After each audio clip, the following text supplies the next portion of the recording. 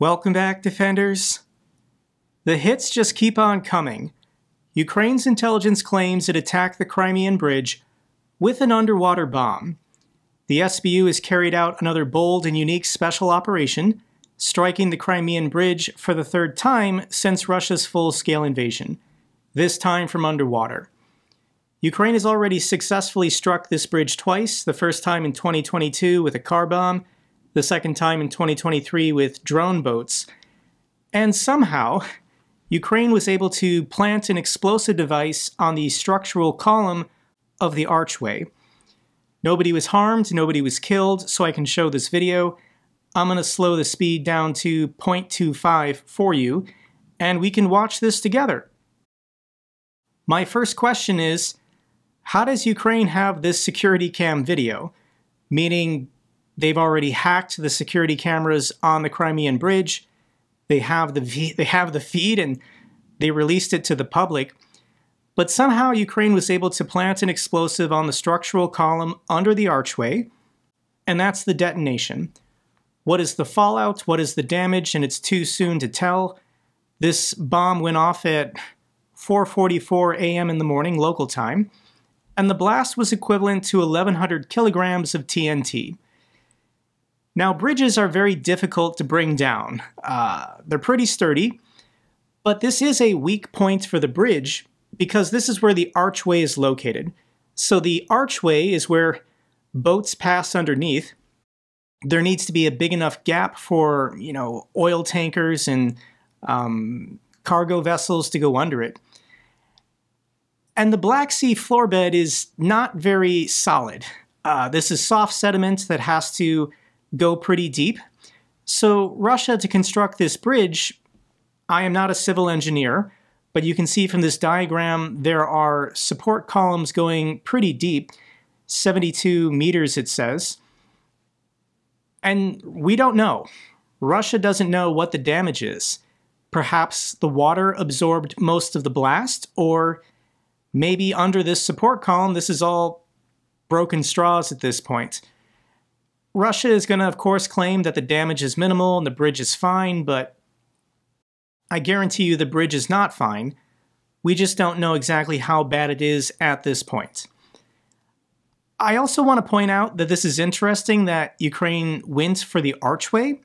Previously, they went for just one of the road spans, and if a road span collapses, obviously Russia was able to repair it when this happened in 2022. But by going for the archway, if this archway collapses, one, it's not being repaired anytime soon, but two, this is where the cargo fleet, this is where the ships go under. So if the bridge archway collapses, Russia can't get their exports out from the Sea of Azov. All of the ships coming from Rostov-on-Don have to go under that archway. This is what Ukraine was trying to do, and this is pretty bold. This was breaking as of this morning. I don't have any more information for you at this time. We're going to get updates in 2 days. Russia, of course, is going to say everything is fine. Ukraine probably is going to say it's not fine. We'll know more in my next update video. But we now have to follow up on Operation Spiderweb. Kremlin was brought to its knees. Russians react to Ukraine's devastating strike on 41 warplanes. Now, Ukraine's intelligence is sticking to their guns, saying that they successfully damaged or destroyed 40 or more planes in Russia's strategic bomber fleet. Russia only has about 120 of these bombers, so that's 34% of their bomber fleet. And initially, the global media reaction is, this is an escalation from Ukraine to attack Russia's nuclear bomber fleet. And this is President Zelensky refuting this argument.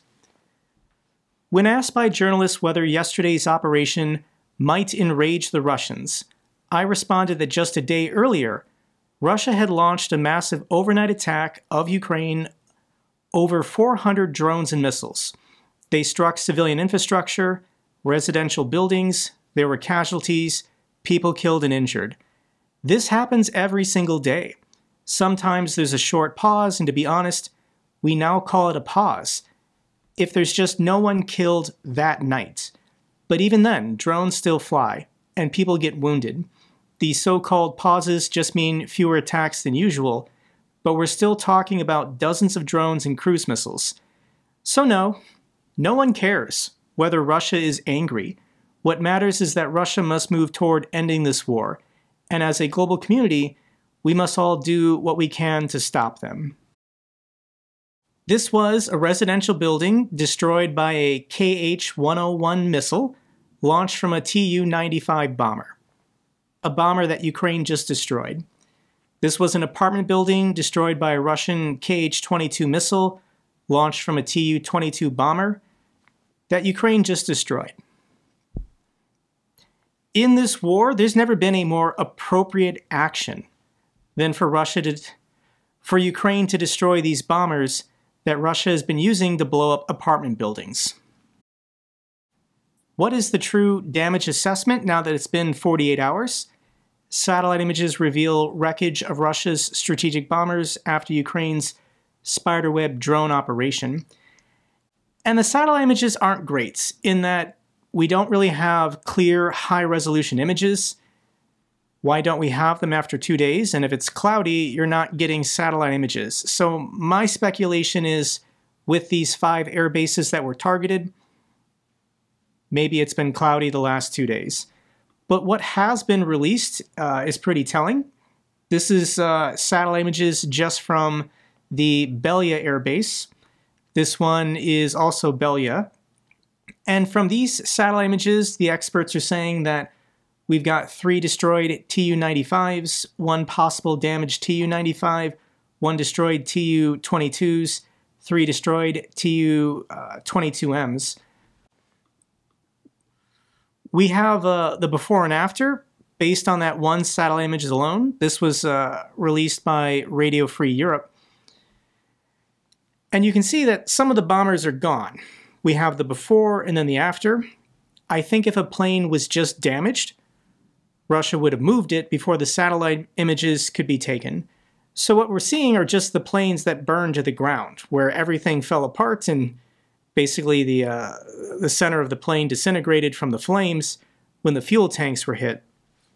So what is the true number? And we don't know, but visually confirmed either on the ground or from satellite images, this is what independent experts are saying. At the Alenia Air Base, 4 Tu-95 destroyed, 1 damaged, 1 AN-22 destroyed. At the Belya Air Base, 3 Tu-95 destroyed, 1 damaged, and then 4 Tu-22s destroyed. At the Ukrainka Air Base, 1 Tu-95 damaged or destroyed. At the Ivano Air Base, 1 Ilyushin-76 and the A-50 AWACS plane, we'll talk about that in a second. And then at the Deglivo Air Base, none confirmed so far. This is a big deal. Chinese satellite images show a destroyed Russian A-50 AWAC plane. The AWAC is the early warning radar plane, and Russia doesn't have very many of these. This one plane is worth $350 million. If Operation Spiderweb with these drones and cargo shipping containers only got this one plane, this would be a tremendous military victory. All the other planes, the bombers, are great. They're all worth about $100 million each. But Russia does not have very many of these planes. Only 10 were ever built by the Soviets. Going back to February of 2022, it was speculated that only 5 were operational. They were cannibalizing parts from the 5 that are out of commission to keep the current 5, their service life maintained. And Ukraine's already destroyed 2 of these. They were shot down by Patriot missiles over the Black Sea, also over Krasnodar. So if this third A-50 was destroyed, potentially Russia only has 1 or 2 of these still in operation for their entire air force, to cover the Arctic Circle, to cover the Pacific, to cover the Chinese border, to cover the Caspian Sea. 1 potentially is still operational. Here's a graphic showing Russia's 122 bombers. That's all they have left from Soviet production. Russia cannot produce any more of these planes. Ukrainian intelligence is still claiming they got about 40 destroyed or damaged, but once again, the independent assessments based on first-hand eyewitnesses or satellite images, it's 10 or 12. This is still a huge victory, even if it's 10, when these planes are worth $100 million each or more. What are the Russians saying? And according to Russian military bloggers, they're putting the number at 18. 18 planes damaged or destroyed, including that very important A-50 AWACS plane. This was the best prize. Russia still has bombers. Russia is still going to be launching cruise missiles. But Russia cannot easily adjust on the front lines, as well as maintaining their global security apparatus, if they truly only have one A-50 left. This is a big deal. President Zelensky also revealed this interesting information. Even before this operation was carried out, we had intelligence indicating that Russia was preparing another massive strike. Potentially, what was this massive strike? Russia was planning Operation Zeus's Lightning, the largest ever cruise missile attack on all of Ukraine, for the night of June 1st, to force Ukraine's hand at the Istanbul peace talks the next day. Ukrainian drones destroyed many of these very bombers, which were already fueled hours before they were scheduled to take off. Wow. This is coming from a Kremlin-funded blog called Tsargrad, which was published on May 31st. Zeus's lightning. Good job, Russia. What did we learn from Operation Spiderweb? And there's a couple important takeaways. Trump was not given a heads up on Ukraine's far-reaching drone strikes in Russia. This is according to White House officials. So first thing we know is that Russia does not have any spies in Ukraine's inner circle. Whatever closed group that Zelensky was sharing this information with, none of them leaked this intelligence to the Russians. So there are no Russian spies in Zelensky's inner circle. But also, there are no American spies. If anyone in Zelensky's inner circle was feeding intelligence to the United States, Trump and the CIA would have found out. But the West had no clue. Russia had no clue. Ukraine was able to independently and secretly carry out this massive operation. This is insanely impressive.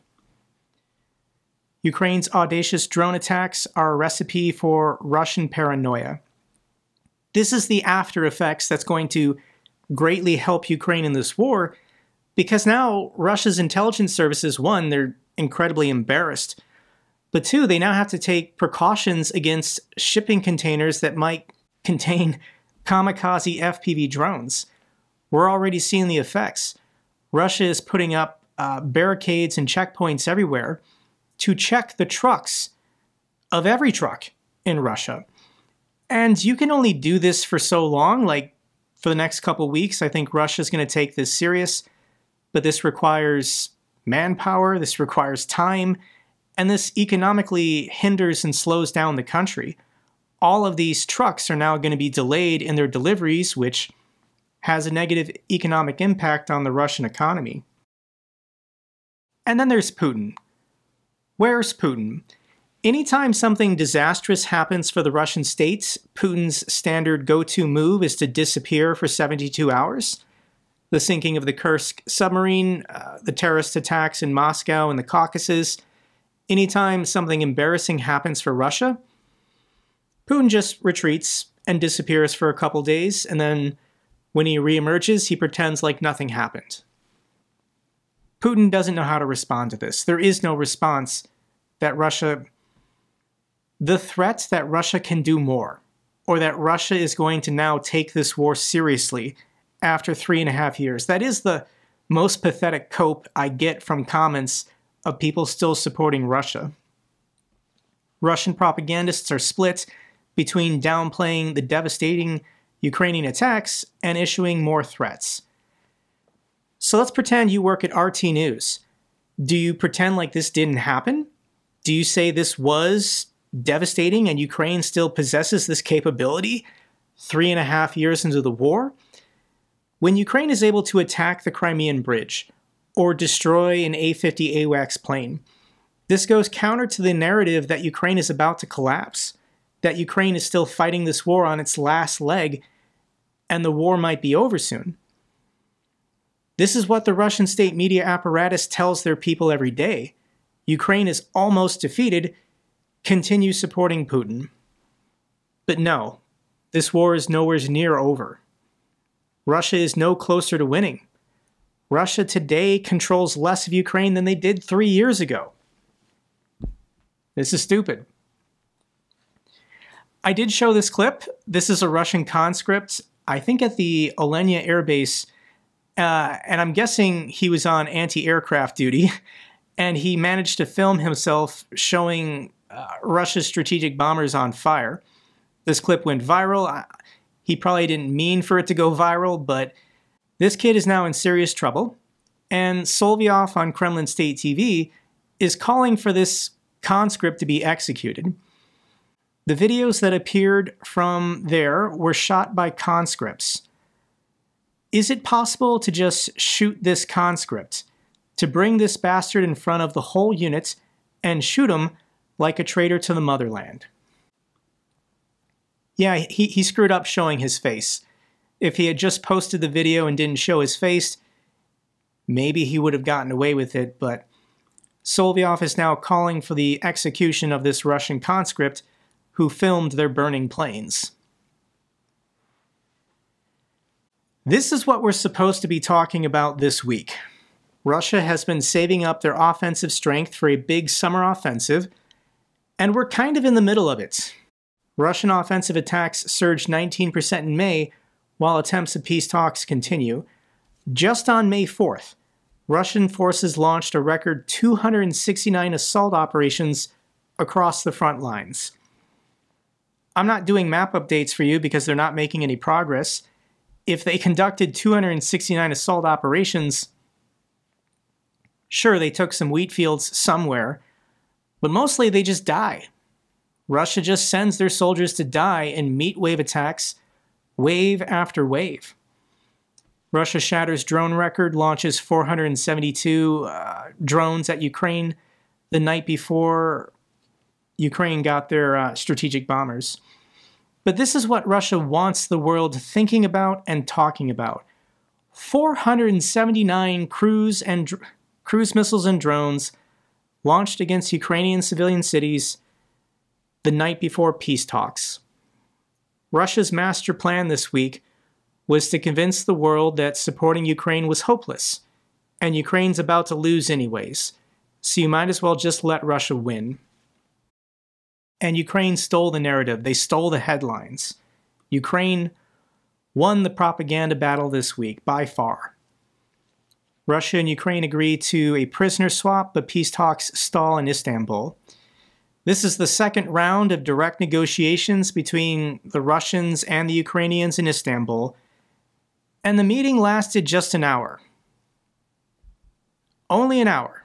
Were these people able to sit in the same room and talk to each other? And here is the Russian delegation. And remember, this is the day after they lost billions of dollars worth of strategic bombers. They don't look very happy to be at this event.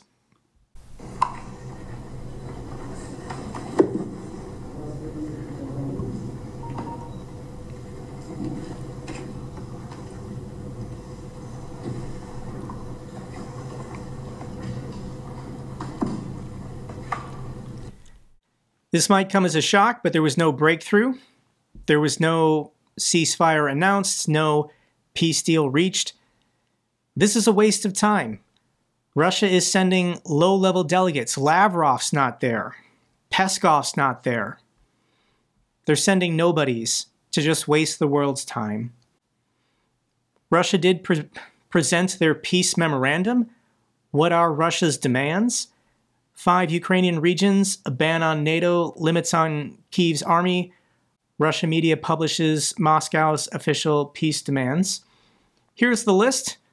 Full withdrawal of the Ukrainian armed forces from Donetsk, Luhansk, Kherson, and Zaporizhia, including the regions of Donbass and Little Russia, within 30 days of a ceasefire. International recognition of Crimea, Donbass, and Novorossiya, Little Russia, as being part of Russia. Ukrainian neutrality forever. Elections must be held in Ukraine, followed by the signing of a peace treaty by the new leader, I guess. A ban on the redeployment of Ukrainian armed forces, except for troop withdrawals. A ban on hosting and deploying nuclear weapons in Ukraine. A ban on the supply of Western weapons and intelligence to Ukraine. The lifting of all sanctions and a refusal to introduce new sanctions on Russia. A waiver of mutual claims related to damage caused during hostilities, meaning there will be no reparations from Russia to Ukraine. This was Russia's demands for peace. And I'm going to break it down for you why this is impossible, and this is suicidal for Ukraine even to entertain, which they don't. So Russia, after 3.5 years of war, has failed to take the administrative borders of Donetsk, but they claim they annexed this territory that they've never controlled.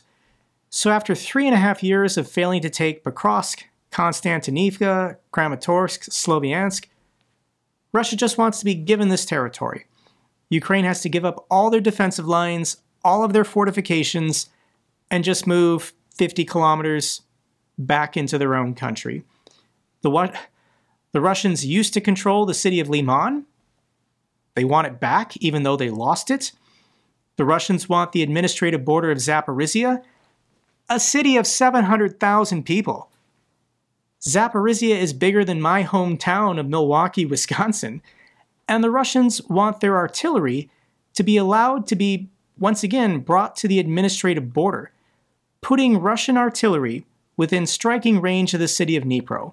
1 million people.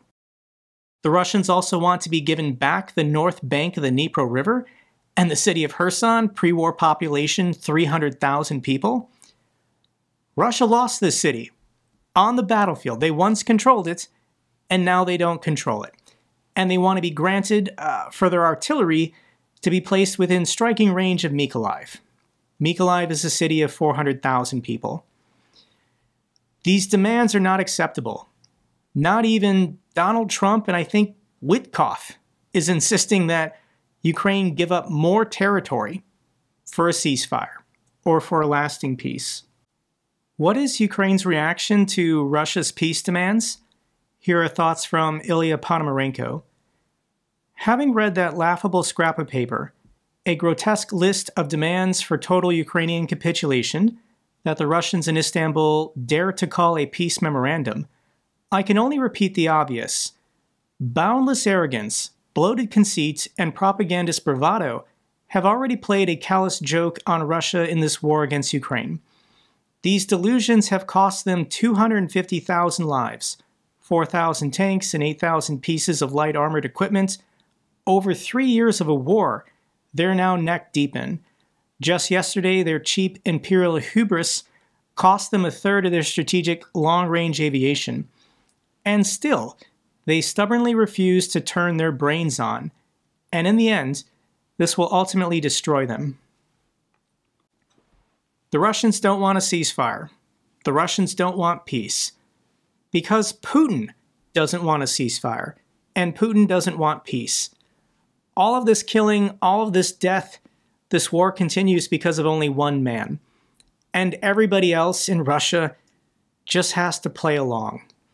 They have to pretend to be dumb, and they have to find a way to continue doing what Putin wants them to do. So here is Solyov on Kremlin State TV, the latest clip from Russia Media Monitor, giving up the game. Russia doesn't want peace. Russia doesn't want a ceasefire. These wars are going to continue until Russia gets their empire back. So in this heated exchange, this is the day after all these planes were destroyed. This commentator is trying to be reasonable, and Solyov is through the roof. This guy is exploding on camera. If you want to hear his voice and what he's saying, I'll link the clip down below. But this is the back and forth exchange he has with one of his panel guests. Did we come closer to peace at this point in time? That's what the commentator is saying. Once again, you don't understand. You are the ones who need peace. Just me? Everyone needs peace. So this is what the commentator is saying back and forth, but Solovyov is then going to cut him off and say what this war is really about. No, we need victory. Our goal is completely different. Our goal is to make sure that our country is flourishing and ensure its security for future generations. If Nazi regimes and the political elites that support them have to cease to exist for this to happen, then this is what will happen. We have no goal to preserve the Ukrainian political nation, but we aren't talking about it. We don't need peace. We need victory. Victory. Do you understand? Our conditions are very simple. Our national interests have to be upheld. Peace at any price? A ceasefire? We never said this. Not once. It's true. Putin has never called for a ceasefire, like a 30-day or a lasting ceasefire. Kremlin State TV has never talked about accepting a ceasefire. Do they want peace? Sure. Yeah, they want peace, but Ukraine has to surrender completely and allow itself to be absorbed into the new Russian Empire. There will only be peace when the Ukrainian national identity has been erased. That is genocide. That's their only goal. And they'll continue killing millions and allow millions of their own to die until they achieve that goal of genocide. Zelensky urges Trump to enforce tougher sanctions if peace talks with Russia stall. These peace talks are pointless. They're going nowhere. Russia is not going to negotiate unless they're negotiating from weakness. Russia has to wobble. Their economy, their military has to wobble before Putin will ever entertain a ceasefire or stopping this war. We now have action. Donald Trump is allowing Republicans in Congress to move. John Thune, the majority leader in the Senate, is going to schedule a vote, and we just got confirmation from Speaker Mike Johnson he's going to allow a vote. This is the quote from Jake Sherman. He spoke with or heard from Speaker Johnson. There's many members of Congress that want us to sanction Russia as strongly as we can, and I'm an advocate of this. This is Republican Representative Brian Fitzpatrick. He's leading the charge for the sanctions bill in the House. Thank you, Speaker Johnson, for your support. Now is the time for Congress to act decisively. We must pass my bipartisan Sanctioning Russia Act with Senator Lindsey Graham to hold Putin's regime accountable for refusing to pursue peace, violating Ukraine's sovereignty, and continuing to attack innocent civilians with impunity. This is also from Republican Senator Lindsey Graham. Decisive leadership in dangerous times. Mr. Speaker, you're helping President Trump and others who wish to end this war by being willing to hold Putin and China accountable for playing games, not seeking peace. Well done, pray for peace. This vote is happening this week. Sanctions on Russia. Bone-crushing, crippling sanctions on their oil industry and banking sectors. This is being coordinated with the G7 and the European Union. President Zelensky has confirmed this. We did it, guys. We did it.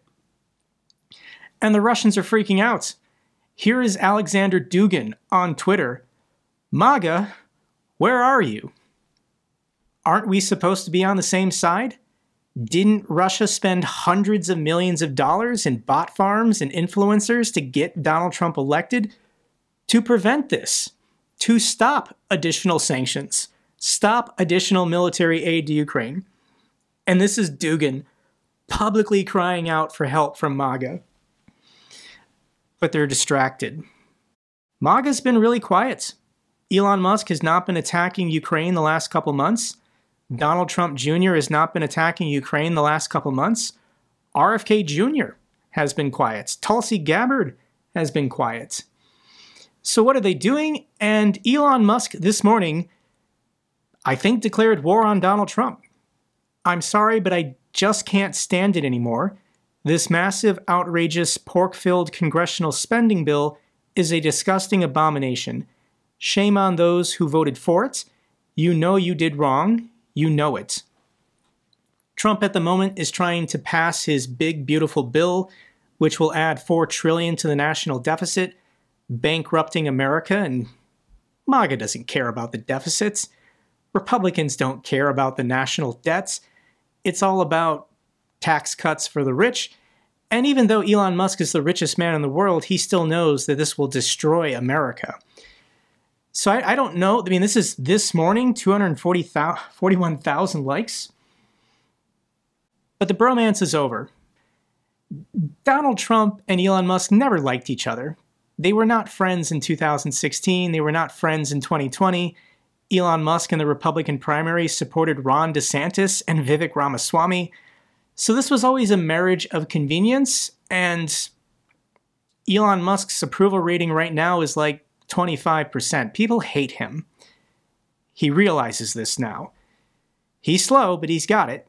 And these two are no longer working together.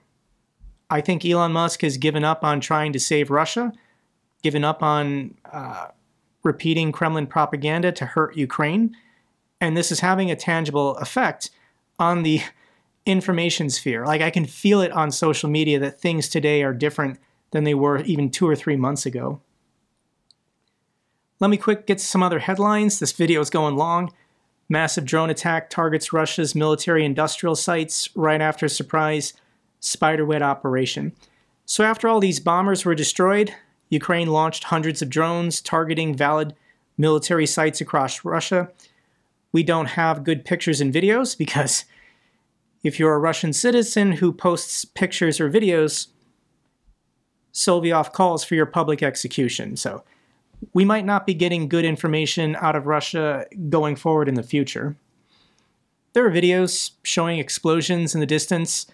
I can link these down below, but there's nothing specific here. Russia's oblasts near Ukraine suffered 2 deadly bridge failures. Explosions were blamed and then denied. And Russia doesn't know what to do. Their propaganda network doesn't know, do we blame Ukraine and admit Ukraine still has this capability?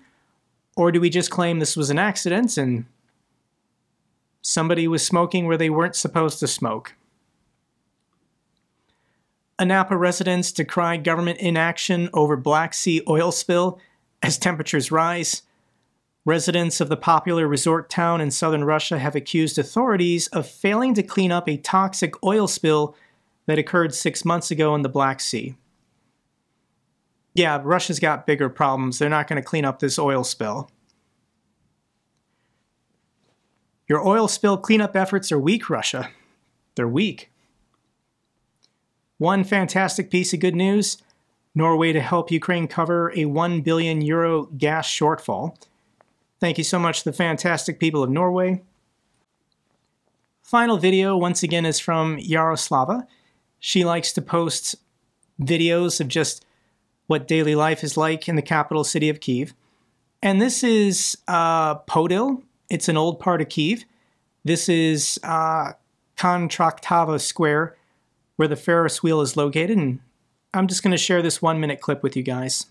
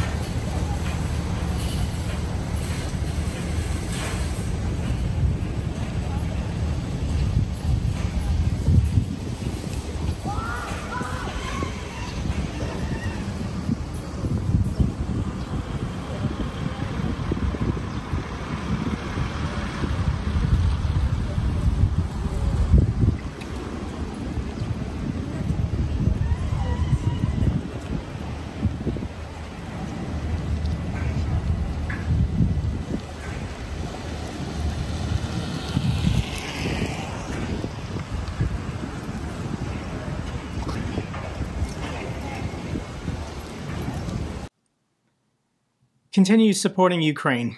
Russia will be defeated. That's all for this update video. Glory to Ukraine, glory to the heroes. If you found this video informative, give me a thumbs up. Best way to support the channel. Comments and questions, let me know down below. I love hearing from you guys. Till the next video, keep defending the truth, keep defending democracy.